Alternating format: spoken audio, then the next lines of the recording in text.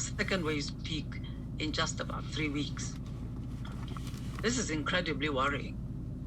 With rapidly rising case numbers and increasing reports of serious illness, the latest surge threatens to be Africa's worst yet. The epidemic is resurging in 12 African countries, and we are closely monitoring rising cases in another 14. Health systems are already pushed to the breaking point in a number of African countries. A mix of public fatigue and new variants are driving this surge. The Delta variant, which dominated India's second wave, has been reported now in 14 countries and has been detected in most samples sequenced in the past month in the Democratic Republic of the Congo and in Uganda. Africa can still blunt the impact of these fast-rising infections, but the window of opportunity is closing. So everyone, everywhere, can do their bit by taking precautions to prevent transmission. We encourage governments to make sure that all at-risk communities have access to basic prevention tools like masks and hand hygiene facilities. As WHO, we're providing guidance to governments and partners and working shoulder to shoulder down to the district level to strengthen public health and social measures to stop the spread of this virus. We're mobilizing additional experts to deploy to some of the most affected countries, including Zambia and Uganda, and to reinforce the capacities of a regional laboratory hub in South Africa to monitor the circulation of variants of concern.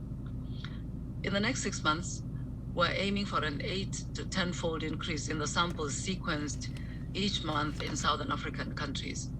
We're also incorporating innovative technologies such as PCR detection of some variants so that laboratories without sequencing capacities can understand the extent of the spread of variants in addition to sending samples for sequencing at reference laboratories.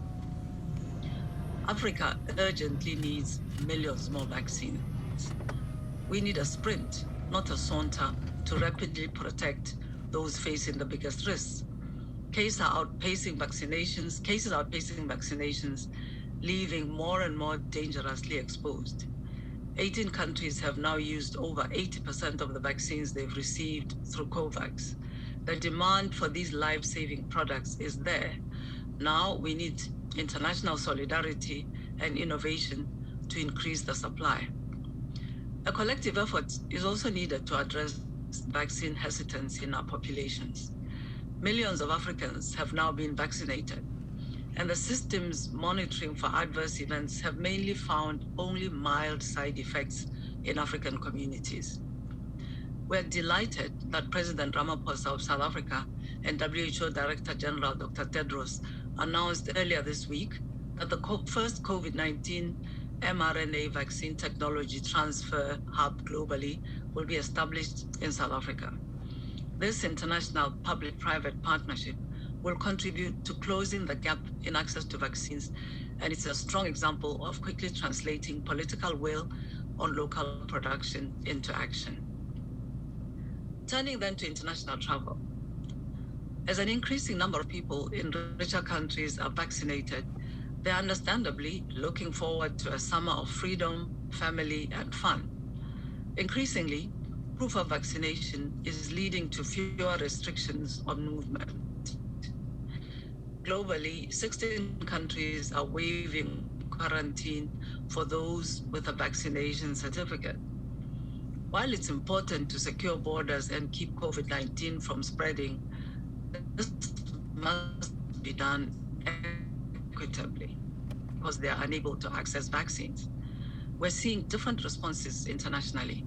In a rapid WHO survey to which 45 African countries responded, air travel is open in all countries, land and sea ports are open in 37 countries, and only Mauritius is requiring proof of vaccination for international visitors.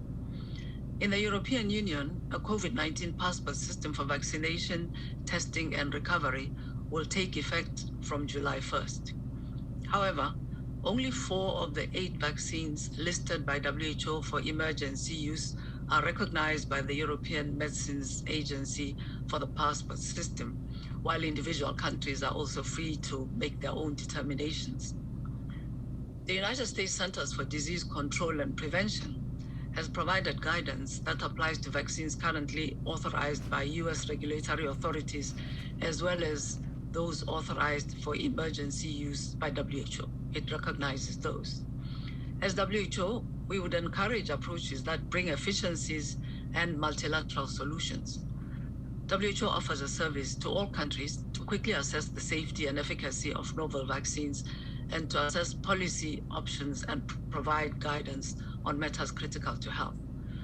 We hope that all countries will recall and respect the principles of the international health regulations, that vaccines must be approved by WHO and be of suitable quality and universally available before they can become a prerequisite for travel. Decisions on vaccine passports are taken at the national level in line with each country's unique epidemiological, political, social, and economic context. At the same time, they require coordination between countries, airlines, and interoperable systems. I'm sure we'll hear more about this from Mr. Alawadi. As WHO, our position remains that making proof of vaccination a prerequisite for travel may deepen inequities, particularly while the vaccines continue to be in such short supply. So once more, I thank you very much for joining us today, and I look forward to our conversation. Thank you, Dr. Moeti. Now let's go over to Mr. Alawadi. Over to you. Good afternoon, everybody, and thank you for joining us. As you are all aware, COVID has impacted the aviation industry in a very, very bad way. It's probably the worst impact on aviation industry for over the 100 years it has existed. Over the last year and a half almost, we have worked closely with many civil aviation authorities, airlines, health agencies, including the WHO, airports, and stakeholders in general, to try to save the industry, the aviation industry, from collapse. We are starting to see more countries open up their borders, which is a positive development. But we are still faced with stringent travel restrictions and requirements that are inconsistent with other countries in opening up their borders. This, of course, adds additional complications in travel and increases cost for the aviation industry and the passenger as these requirements continuously change and become more complicated.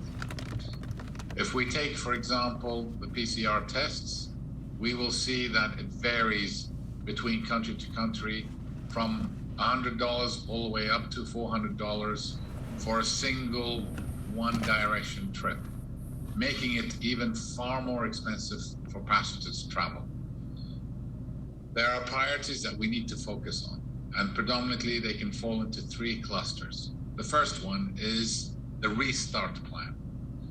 What most non-aviation people don't know is that aviation is not a simple on-off organization. It's not a factory that you can turn on and then subsequently turn off and then subsequently turn back on. Aviation requires significant planning, a lot of training, and a lot of maintenance for the aircraft before you can restart. Unfortunately, without clarity, airlines are having difficulty to determine what sort of restart they will need to implement and how to do it. So we have worked, IATA has worked extensively within the regions to assist the aviation industry in the restart program, which includes things like review of operating procedures, training of pilots, engineers, cabin crews, and the production staff in general, and of course, a more effective oversight on the staff's progress. After a year of lockdown, this is vital that we do not start up the aviation industry unsafely. The other action that needs to be taken is removing the restrictions. and being involved both sides of the fence, I can simply say that these restrictions are the predominant issue that's faced by the aviation industry today. When we surveyed, we've done a number of surveys, and our last survey shows that 84% of the passengers will not fly if there are quarantines in place. Additionally, it is unclear today, in many cases, for the average passenger to know what is needed when he travels from A to B. When does he do the PCR test? What sort of certification is needed, and so on and so forth. The removal of travel barriers is the key to recovery. Right now, what is standing in the way of passengers traveling are the restrictions, not the virus. And airlines are ready to fly, and passengers are ready to fly. It's the restrictions placed by governments that are preventing flight. We've seen evidence where travel demand and bookings spike up the second government announces the opening of their borders. As governments start to accept vaccinated travelers, which is a positive development, we also can't have the situation where only people who have been vaccinated are able to travel internationally.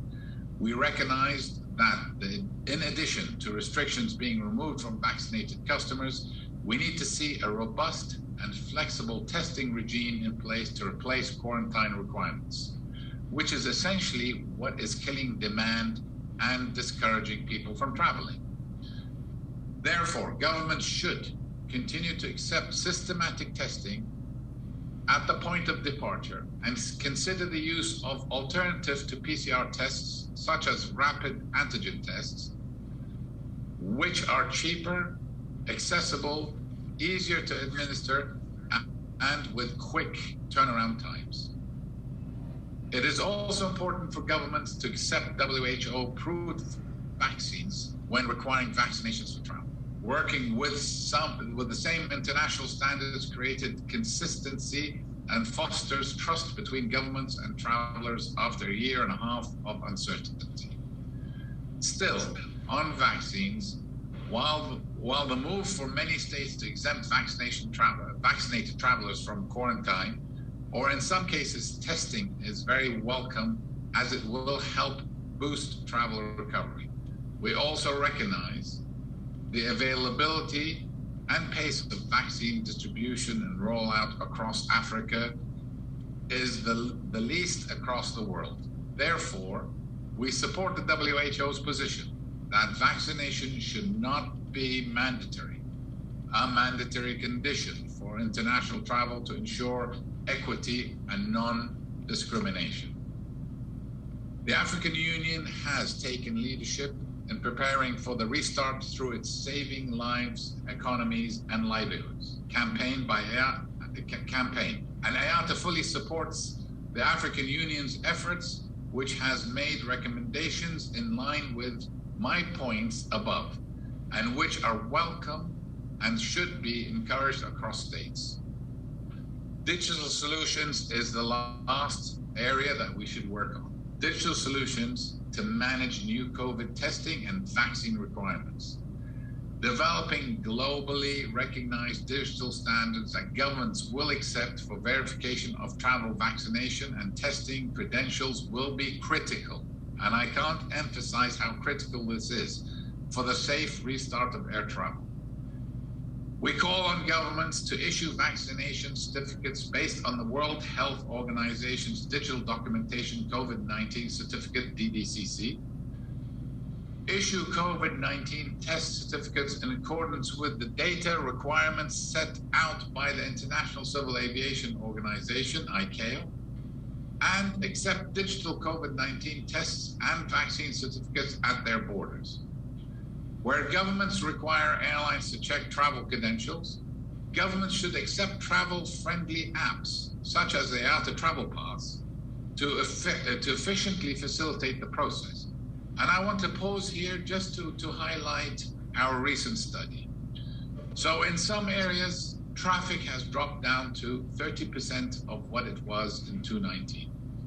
And the time taken for the passenger to check in and clear his check-in process has doubled due to the complicated documentation process at check-in.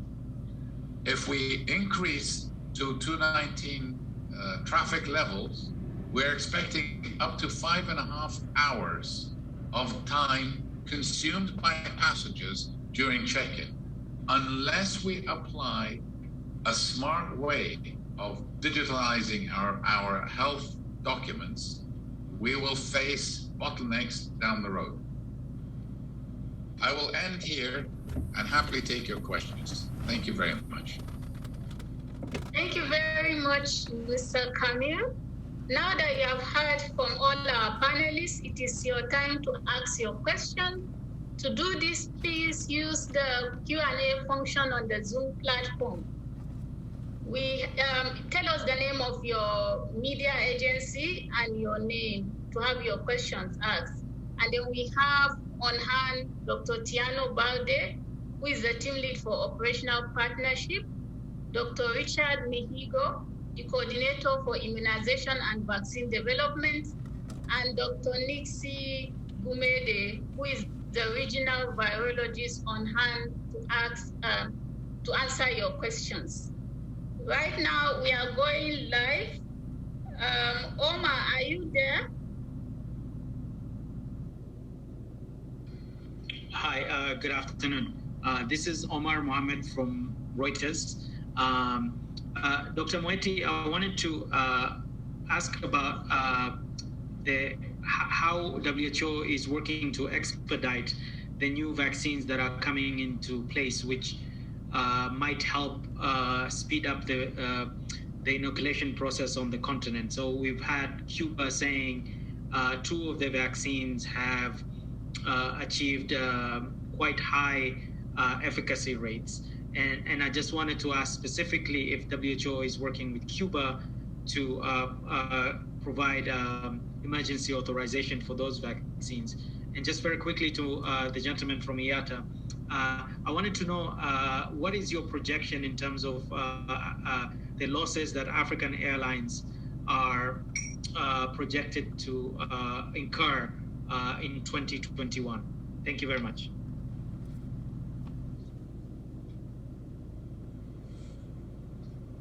Okay, thank you for that question about the Cuban vaccines. Actually, I'm not aware personally, and perhaps my colleague Richard might be aware if our team in Geneva, which does the work of the emergency use licensing and the assessments, is yet in touch with the Cuban authorities in relation to their vaccine. But you know, Cuba has been a good contributor to global health, particularly in Africa, in terms of support, especially with human resources. And as WHO, as part of the COVAX partnership, we are ready to look at all vaccines that are available and go through the process of assessing them with the objective of offering to countries our guidance for as many vaccines as are available globally in this very difficult vaccine availability situation. So I'm not aware, but I'm quite certain that our colleagues will be ready if the Cuba offers its vaccines for distribution internationally to support the EULing process. This will enable then African countries to be able to use that EUL process as the basis for their own accepting and accessing these vaccines. Our objective is really to get the vaccines out there and reduce the inequity that is the situation at present.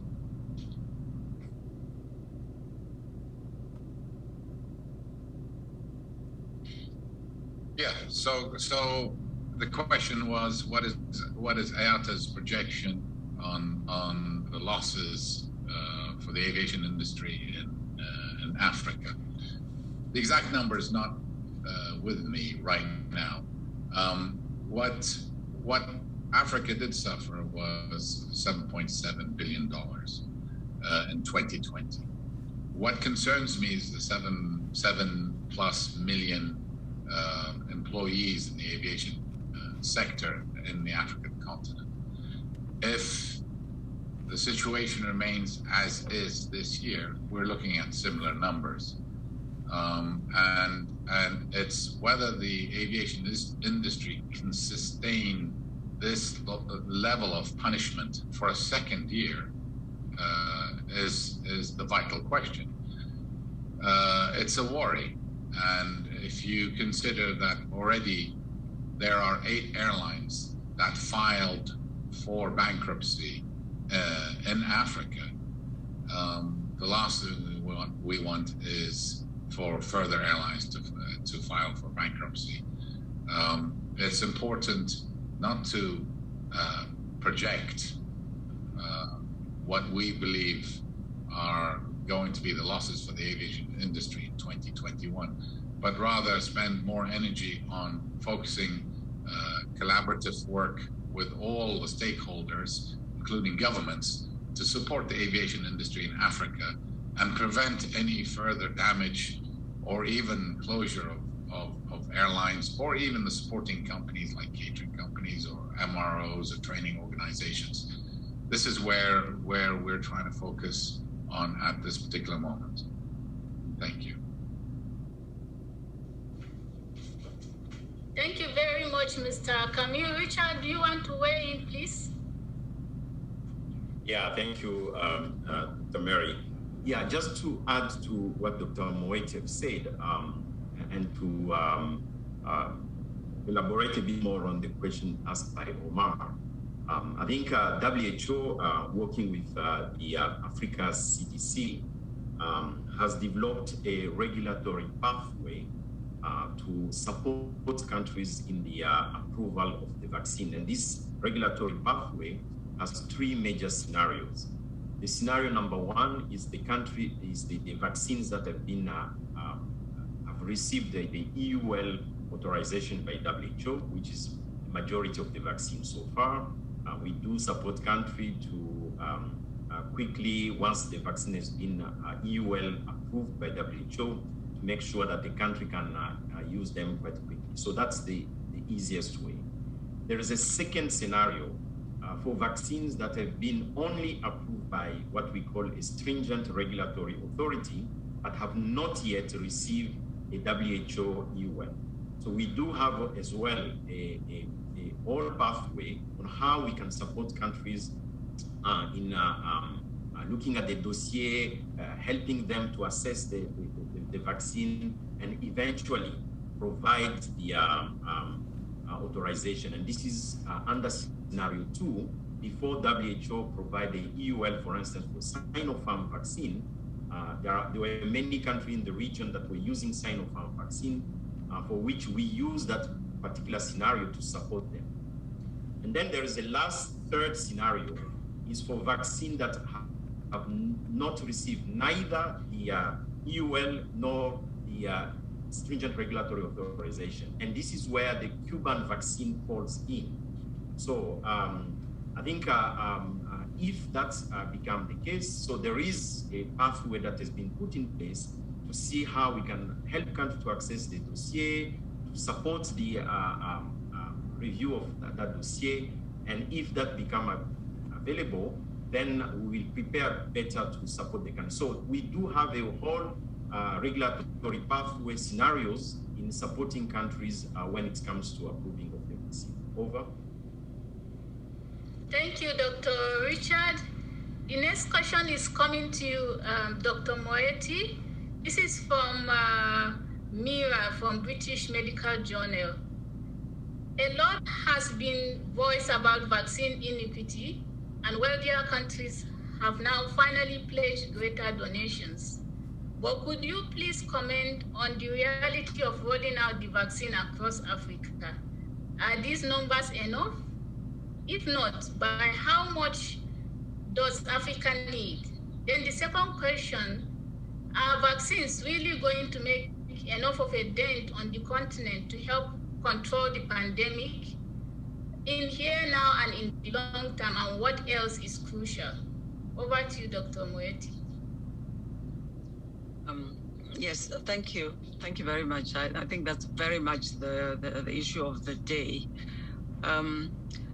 You know, I think African governments and people have appreciated the promises, statements, indications by wealthier countries that they are ready now to donate some of the vaccines that they have procured for their populations as they have reached certain levels of coverage of their populations. I think we see that if we take an average of wealthier countries, they've covered about 60+% of their populations, whereas in Africa we're really hovering around 1% or so. And so it really is a huge concern of the inequity now. So to reach WHO targets for fully vaccinating 10% of the population on the continent, there is need for an additional 215 million doses. And to reach 30% by the end of the year, Africa needs an additional 700 or so million doses. So that's the scale of need from Africa. So with the recent G7 pledge of 1 billion doses to low-income countries, and with partners like the MasterCard Foundation, working with the Africa CDC, progress is being made. I think we need to understand the scale of need and very much the urgency with which these vaccines now have to start to be delivered in order to really make a public health difference. First of all, we have vaccines. African people have been vaccinated with the first dose of a vaccine that really needs a second dose in order to work optimally. And these supplies are proving to be a huge struggle. So the urgency of having the vaccines available right now is huge. I'm not quite sure I'm still connected. I see my screen is turning around as if we have a connection problem. You are connected.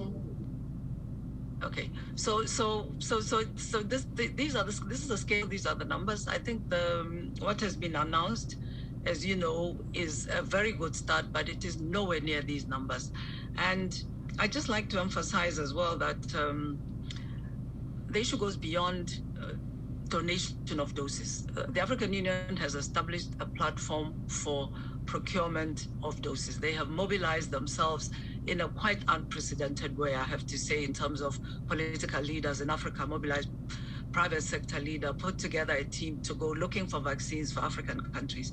So there also needs to be a change, a shift in the pharmaceutical manufacturing companies and some of the wealthy countries that have not only procured vaccines, but that have paid in advance for supplies of vaccines to enable African countries through this mechanism of the African Union to procure these vaccines, so that it's a real partnership of donations and opening up space for Africa to access vaccines to buy in order to deal with the really huge disparity, which is the situation at present. So in short, the donations are appreciated, the volumes need to be very significant, and it's super urgent that these start to be made available now. Thank you, Dr. Moeti. Then the next question is from Sarah Kimani from SABC News. The first question is to you, Dr. Moeti, and the second one is to Mr. Kamil. EU countries in their vaccine passport requirement do not recognize the Covishield vaccine.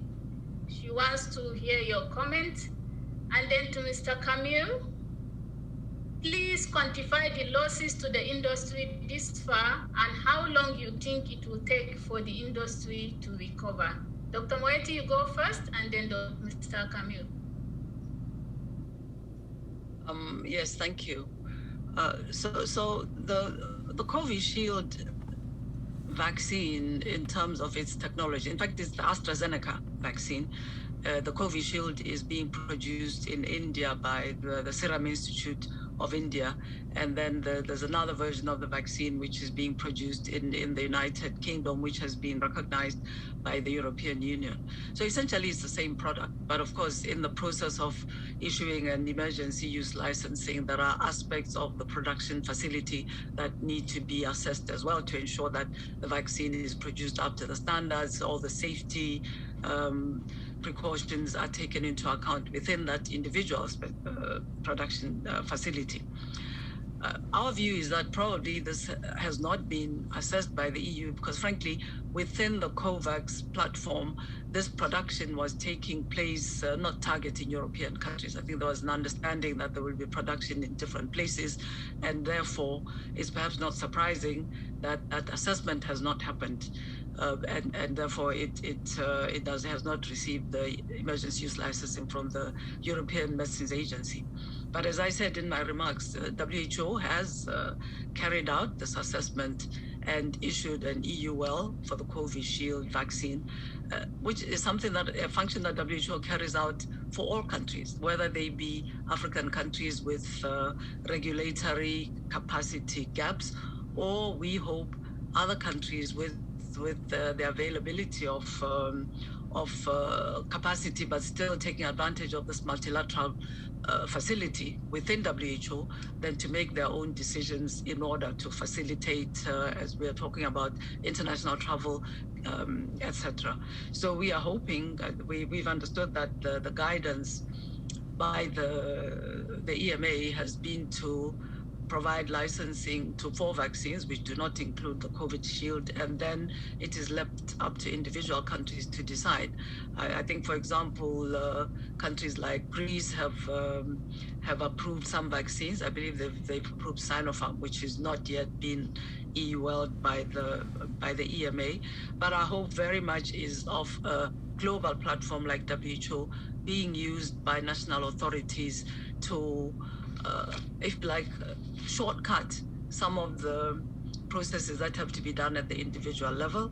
We believe that the facility to which member states have contributed, because they fund WHO, which works with independent experts, is up to the standard that can be accepted everywhere. And we are hoping it can be of use to countries to facilitate international travel. Thank you, Dr. Moeti. Mr. Kamil? Yes, so the question was quantify the losses and when are we expecting a recovery? So globally, aviation industry lost almost $430 billion. In Africa, this is about $7.8 billion for the year 2020. This is predominantly down to the loss of traffic, of course, passenger traffic. Some of the regions in the world are recovering right now due to domestic traffic increase. So the US, China, for example, the domestic travel has almost returned to 2019 numbers. And there's a quick recovery there, but international travel is very slow because of the restrictions between borders. And therefore, looking at the situation today, I think the losses will stop or will reduce to an acceptable level by the year 2023. And the airlines will only start generating positive revenue and cover previous losses by the year 2024. Unless things change dramatically, which I can't see, the aviation industry is going to suffer for a few more years. Thank you. Thank you, Mr. Kamil. The next question is coming to you, Dr. Nixie. This is from Pamela from Uganda. How many cases of the Delta variant have been recorded in Uganda and the DRC? Are they responsible for increase in the number of deaths in Uganda? Over to you, Dr. Nixie. Thank you so much, Mary. We can look at the latest data as far as the sequencing activity is concerned in these two countries. So what we have analyzed, we have realized that in DRC, about 79% of the cases of the very recent data for sequencing have been confirmed as variant.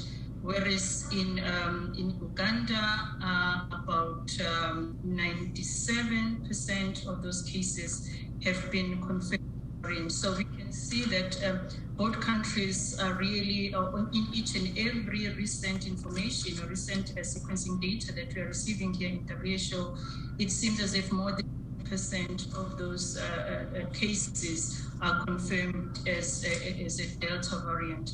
And in terms of are they responsible for the death that has been recorded in these countries, some of them, when we get the information, they have an information that some of these deaths are associated with the patient that identified to be having the Delta variant, but not all of them. So that is a situation for those countries. Thank you, Dr. Nixie. The next question is back to you, Mr. Kamil. This is from Kate Nathan. The new Africa Union travel pass, is it compatible with the IATA travel pass? Will the information from one be transmitted to the other? If not, why not encourage the AU just to support the IATA travel pass instead of creating its own initiative? That's actually a very good question. So IATA is not trying to push its product. We are advocating the reopening of the skies and back to travel. What each state decides to adopt and what airlines decide to adopt is entirely up to them.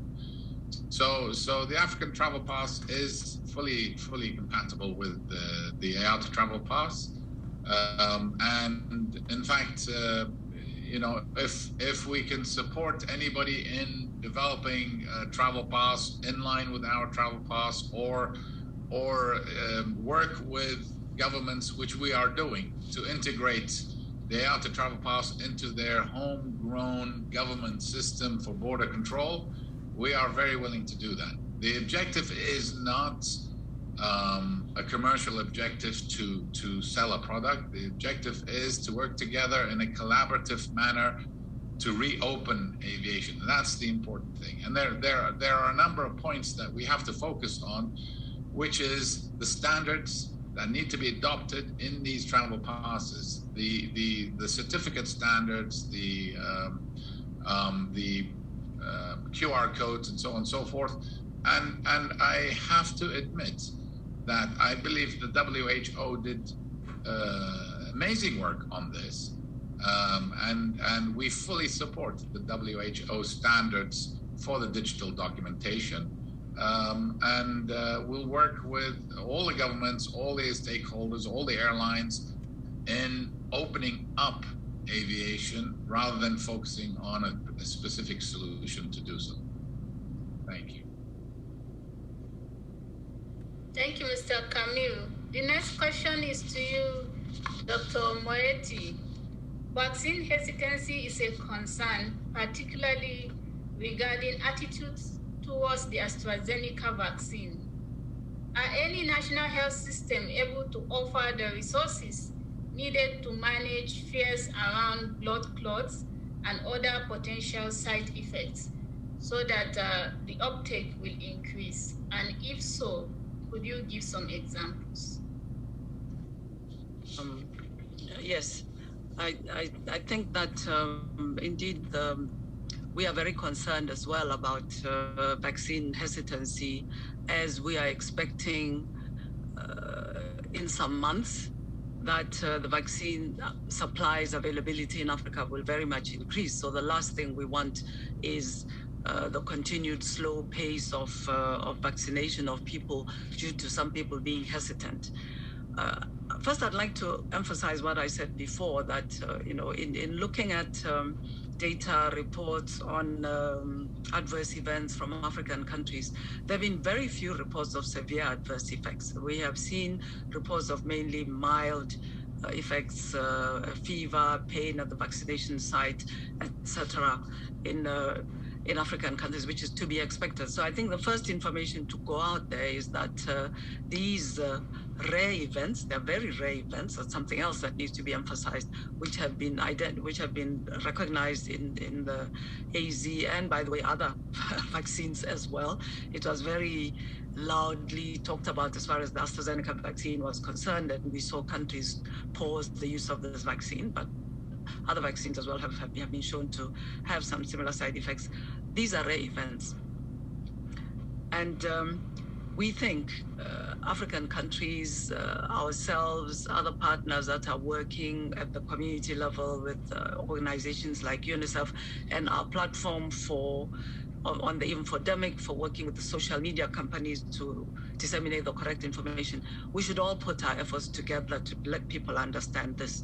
We are working as well with countries to make sure that they take into account as part of the monitoring of adverse effects and ensuring that that the healthcare systems are alerted to the possibility of these adverse effects, that there's preparedness for this. So preparedness to deal with the case of clots apparently mainly in young women, and to be alert, to have a certain level of alertness. This is something that we are working on developing in countries so that it can be part of the communication to reassure communities that it is safe to use the vaccine. It's very important to take the vaccine, and if you happen to have an adverse effect, the system will be somewhat ready to support you.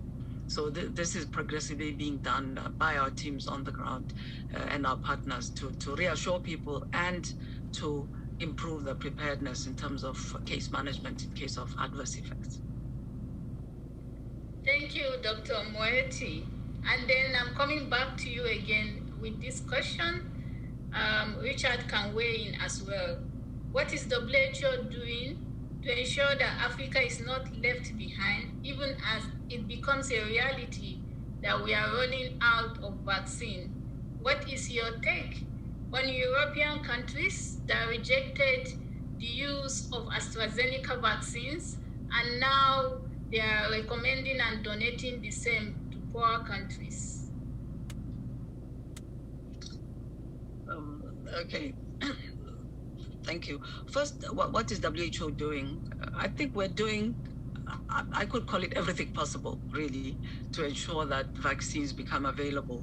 At the global level, at my own level, we are advocating with countries that have supplies of vaccine that have enabled them to vaccinate their highest priority population subgroups, which were starting with healthcare workers, frontline workers, and with older people with comorbidities, the type of diseases that make them vulnerable to severe forms of COVID-19 illness and death, to share the vaccines in the way that I've discussed before, to donate in significant quantities and to release some of the vaccines for procurement by Africa's platform.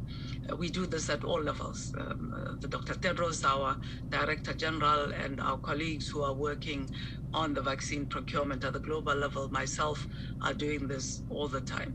And then secondly, we work as part of the COVAX platform to support all the steps of acquiring vaccines, and at the country level very much work to deliver vaccines that are available, providing support to countries to have developed their plans for delivery of vaccines and providing technical support to them. We are in contact with some of the financing agencies. We're speaking to the World Bank, the African Development Bank. We've been in contact with Afreximbank to understand the financing side of things. And we are also very much advocating with African governments to take up their part of such financing as is available, so that they can not only help to procure the vaccines as part of these platforms, COVAX and the African Union's AVAT platform, but very importantly, that when the vaccines are available, they're able to pay for the delivery operations and deliver the vaccines to populations all the time. So this is what we're doing to support the process. We have observed that certainly our work in COVAX has been hugely challenged by the vaccine availability realities, both because we were very much relying on India as a producer, and India then had a very terrible situation of COVAX and stopped producing, but we're looking at other vaccines all the time. So we're working at the policy level, advocating, technical level, supporting our countries to carry out the delivery operations when the vaccines are available. And as for the experience of the AZ vaccine, I think we have to acknowledge that the development of these vaccines has been super rapid, and that has been a very positive development. So scientists, investors, governments, partners like ourselves worked together to develop these vaccines relatively quickly. And we've had some stumbles with the vaccines, as will naturally happen as the vaccine starts to be deployed in the population. There are some adverse effects that will come to light, and countries have taken decisions to stop and then start. I'd like to say that the AZ vaccine is being used by European countries.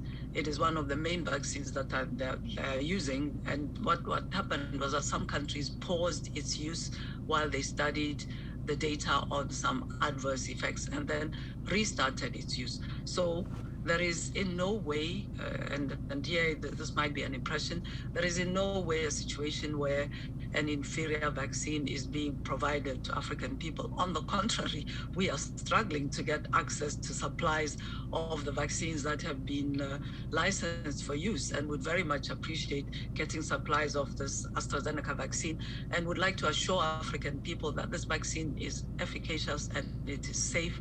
And if it's available in your country, please go along if you are in the group that's being vaccinated and get vaccinated. Thank you, Dr. Moeti. Richard, do you want to weigh in? Well, no, I think Dr. Moeti really said it all. Yeah, thank you. Thank you very much. Then to you, Mr. Kamil, your question is coming from Peter from BBC. According to your projections, how soon will African countries be back, and what key actions are needed to turn around the sector? Okay, so we're hoping that the African countries, or the African aviation, let's say, starts up as soon as possible. There is no reason for it not to start up. What we would like to see is governments and stakeholders and regulatory authorities and the airlines working together to start up aviation once again. There's no reason for all these restrictions preventing aviation from restarting in Africa at all. What needs to be done is the three items I discussed in the opening of today's event. The first is, of course, that we have to make sure that the aviation industry, and that includes not just airlines, but things like ANSs, airport operators, ground handling agents, maintenance organizations, training organizations, and so on, to make sure that they have revised their training requirements, are up to date, and not rusty in general, because the last thing we want to do is to suffer a safety event. So the first thing that we need to do is to make sure that the aviation industry is safe and has taken all the necessary requirements to become safe and ready to operate. The other two items is the first, of course, being the restrictions that are imposed by states for traveling. These restrictions are the reason, the predominant reason for passengers not to deciding not to travel. It's too complicated, and I faced that a month ago when I traveled to 2 separate countries. It was a nightmare for a person who travels 20, 30, 40 times a year to go through what I went through just because I traveled to 2 destinations. It was ridiculous. It took ages at the check-in desk. There were different requirements. I had to download different applications and run different books, doing bookings for hotels and so on in front of the agent. It's not doable. These restrictions need to be unified, simplified, and adopted as per what ICAO and WHO and IATA have been recommending all these months. And of course, the last and most important thing is also the standardization and digitalization of the health credentials. Of course, that means that you would need to use an app similar to the IATA Travel Pass. We're working heavily with all the agents, heavily with the airlines and governments to try to get everybody on a single platform if possible. It's impossible to have a country develop its own solution and expect another country to adopt the first country solution. You need to tie in a common solution that's accepted by all countries and all airlines. And that's why we believe that the IATA Travel Pass is a solution, because we are neutral and we're global. We can connect all the aviation stakeholders together through an application that has been thought out very carefully, and it functions very well. Those are the three things that we need to do collaboratively to make sure that we can open up the aviation industry. I'm assuming that as things improve, hopefully that the aviation industry will pick up. But I'm looking at, I think before we can get back to normal numbers, we're looking at the year 2023, maybe 2024 before the numbers reach 2019 numbers, unfortunately. Thank you very much, Mr. Kamil. The next question is coming to you, Dr. Nixie. This is from Rose Roselle from the Evening Standard in London. Which countries are the ones that are of greatest concern at the moment? And is the Delta variant the most dominant strain? Then the B part of the question I would like Richard to answer: can vaccines arrive in time to avoid the fourth wave in Africa? So we start with you, Nixie, first, then we go to Dr. Richard. Thank you, Mary. I think to look at the countries of concern, I think are the ones that they've reported to be having some research. So these countries we can name like a few, like Algeria, DRC, South Africa, of course, Sierra Leone, Uganda, and Zambia. And then in some of these countries, we know that the Delta variant has been reported in the south part. In addition to Botswana and South Africa, we know that Zambia, Zimbabwe, as well as Mauritius are part and parcel of the countries that have reported the variant. And not only the countries in the southern part that have reported the Delta variant, but also the variant has reported in other regions within the continent. In West, we've also got about 5 countries that have reported the Delta variant. In the central, we've got DRC. Also in the north, we've got Morocco, and of course in the east, we've got 2 countries that have reported the Delta variant, Kenya and Uganda. Just to go back a little bit, Mary, to the percentage of the Delta variant that have reported earlier on for the 2 countries, that is Uganda as well as DRC. So I've said for the recent data that, meaning that the number of cases that has been sequenced for these 2 countries, in Uganda, 97% of those cases were counted or were confirming to be associated with the Delta variant. And then 79% of those recent cases being analyzed were associated with Delta variant. That's it from my side. Then you can come back if there's more clarity needed. Dr. Richard, thank you, Dr. Nixie. Yeah, thank you, Mary. I think that's a very, very good question. But even before thinking of avoiding a fourth wave, I think the current urgency is really to get the vaccine now so that we can deal with countries that are going to this third and to some countries in the second wave. So the more we get vaccine, the sooner we get vaccine, the better.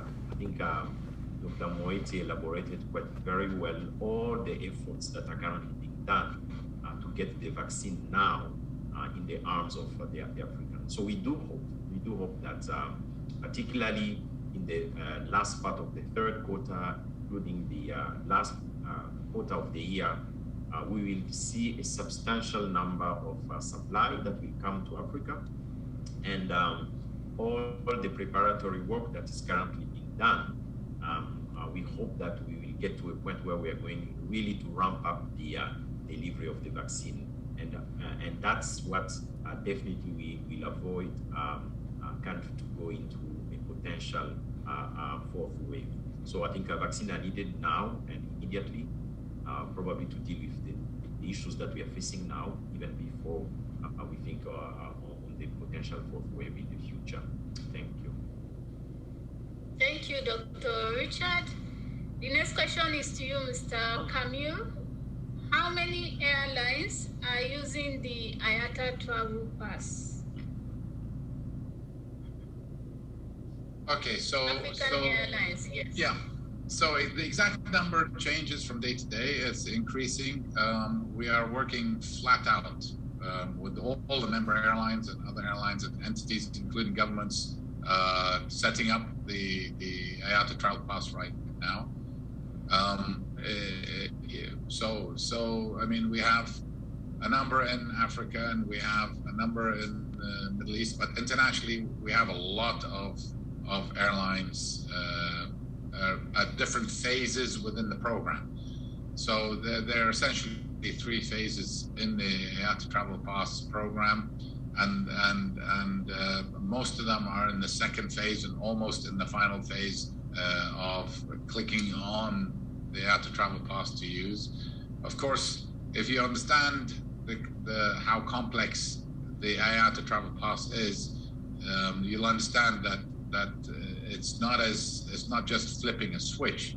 It's more of a process where you then have to engage with the laboratories around the world to make sure that they also are able to feed into the IATA Travel Pass whether it's the test results, and then you want the governments to feed in, or a way to feed in your vaccination certificates and so on and so forth.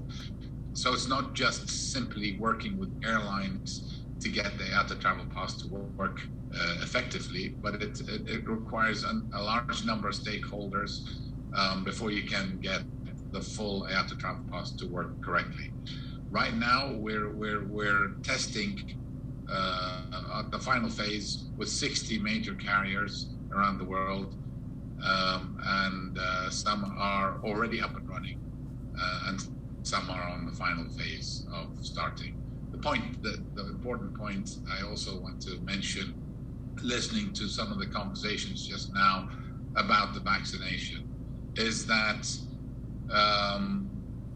as Africa struggles to get enough vaccinations, Africa needs to realize that it needs aviation to deliver these vaccinations. And I'm talking about the aviation industry as a whole and the airlines particularly. If governments neglect the aviation industry, you can have an airport shutting down or not capable of handling the cargo, the offloading of cargo from a 777, for example. So governments need to engage right now with WHO and IATA and ICAO to make sure that they keep their aviation industry in their respective countries alive, so that they can actually handle the large quantities of vaccinations that will be coming into their countries, most definitely through an airline. Thank you. Thank you, Mr. Kamil. Dr. Moeti, you wanted to weigh in, but let me give you a question, and so you can answer them together. This question is coming from Victoria Moses from Europe and Africa Bureau of Chief Air Transport. This is the concern about the EU vaccination passport. She says the vaccination passport recognizes only 4 vaccines. This creates fear and raises questions in Africa. People are wondering if other vaccines are safe.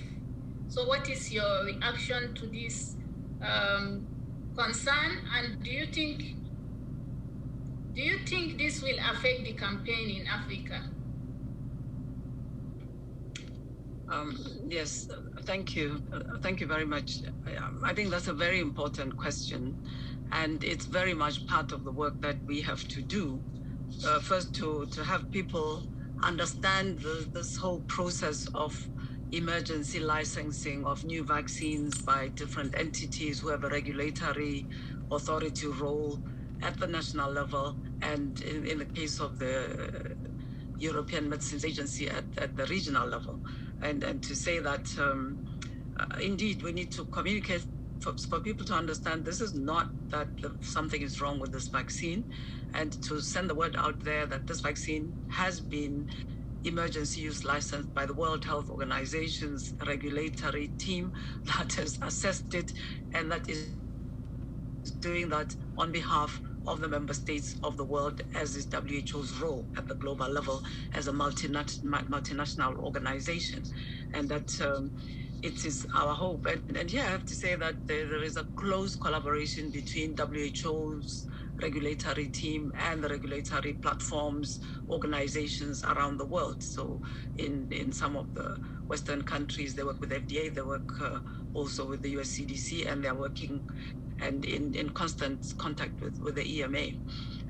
We also have, by the way, in Africa, a forum of regulatory authorities, the AVREF, who are very much taking on board WHO's emergency use licensing among their national organizations and promoting that this be adopted in order for them to rapidly give emergency license. So we are hoping very much that this also take place with the European countries through the EMA, so that we prevent African people starting to reject vaccines that have a WHO emergency licensing but have not been licensed by other authorities. This is very important. And of course, we know that the connection, the link between African countries, African people, and Europe is very strong.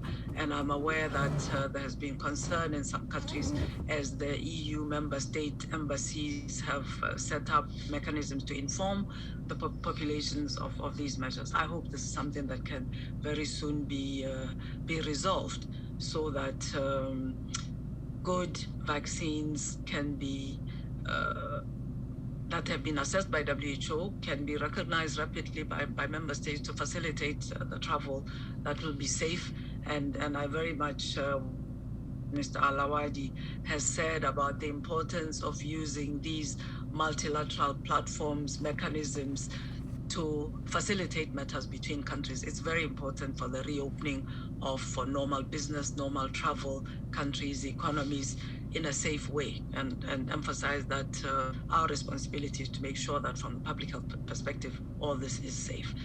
Now, what I wanted to add to Richard's response about how to prevent fourth waves is, of course, in addition to the rollout and delivery to people of vaccines, we must reinforce the public health measures that have started to weaken as this situation has gone on for over a year, and people have become a bit tired. In some cases, people have become a bit complacent. So those imperatives, as I said in my introductory statement, to use masks all the time, continue the distancing process and the hygiene measures, washing your hands, these are very important adjuncts to the use of vaccines, and we'd like to remind people and would like to encourage governments to continue to communicate, support people to play their part.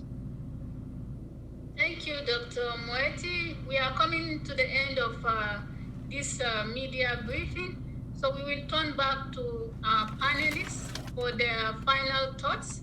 I will start with you, Mr. Kamil. You answer this question first, and give us, then you give us your final thought. Has IATA explored non-discriminatory ways to facilitate reopening of the skies in light of the limited vaccination coverage in Africa and other low-income parts of the world? I'm sorry, I didn't quite get the question. Okay, has IATA explored non-discriminatory ways to facilitate reopening of the skies in light of the limited vaccination coverage in Africa and other low-income countries around the world?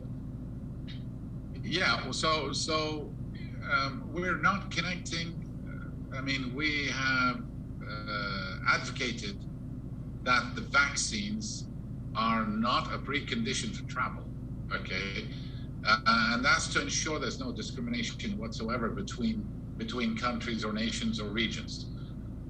We have developed, in line with WHO and ICAO, reopening standards, and I think the aviation industry as a whole agrees on these standards, and it doesn't include any discrimination at all. And in fact, I think both IATA, ICAO, and also the WHO fully agree that vaccinations is not a precondition whatsoever for travel.